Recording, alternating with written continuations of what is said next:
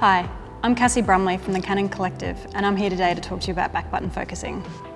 Whether you're just starting out with photography or a professional photographer looking at taking your photography to the next level, back button focusing is a game changer when it comes to focusing technique. The way the back button focusing works is that we're actually removing the focusing from the front shutter button and pushing it to the back of the camera, thus separating your focusing from the actual taking of the photo. The biggest benefit of this is that you're able to lock your focusing for multiple shots and not having to refocus every time like you would with the traditional half-press shutter method.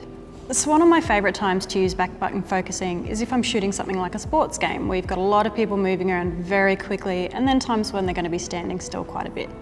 Imagine you're at a basketball game on the sidelines and you've got the star player running towards you down the court.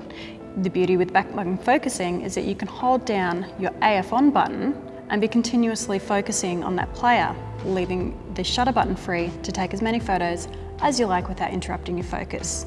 Now imagine that player has been awarded a penalty and you've got a little bit of time to play around with your framing.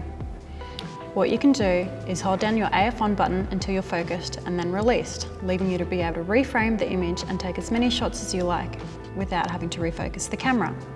When you want to refocus, all you have to do is simply hold down that AF on button again. So how do you set up back button focusing? Today I'm going to show you on my 5D Mark IV, but you can actually do this function on a lot of the EOS range of cameras, all the way through from the 77D through to our EOS R range of cameras as well. By default, out of the box, most EOS cameras will have metering and autofocus assigned to the shutter button. The first step of this process is to ensure that we disable autofocusing from the shutter button. We can access these custom settings either via the quick menu on the back of the camera or via the main menu. If you don't have a touchscreen, don't stress, because you can still access all of these menus using the buttons and dials on the back of your camera. The first button that you see here is for the shutter button half press, and we change this by either tapping on the icon on the back of the screen or by hitting set. We want to change this function from metering and AF start to metering start. You can hit set to confirm or tap. Now for the focusing. The most popular button on EOS cameras is the AF on button on the back of the camera. And by default, straight out of the box, most EOS cameras are set to this already. On many models, you also have the option to select a different button to act as your back button focusing buttons, such as the AE lock button on the rear of the camera.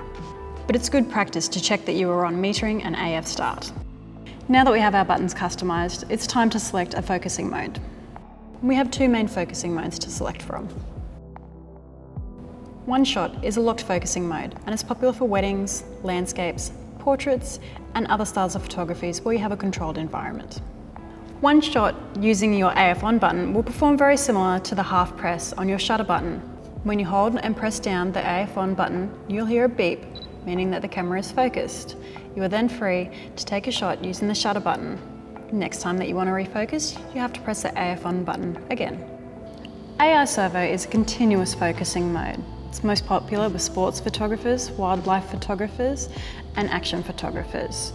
But using back button focusing, you can actually use it almost 100% of the time. To make AF Servo behave like one shot, all you have to do is have your center-weighted focusing point pointed directly at your subject. You then hold down the AF on button until the camera focuses, and then you can release. This means that you can now change the framing of your photo, take as many photos as you like with the shutter button without having to refocus the camera, and all you have to do to refocus again is just hold down the AF on button until it refocuses. Going from front focusing to back button focusing can take a little practice for a lot of photographers, so make sure you take your time to sit down, set it up in camera, and then have a bit of a play with it before shooting any major events. But before long, it's going to become second nature. To see if your EOS camera is back button compatible, check out the Canon Australia website at canon.com.au.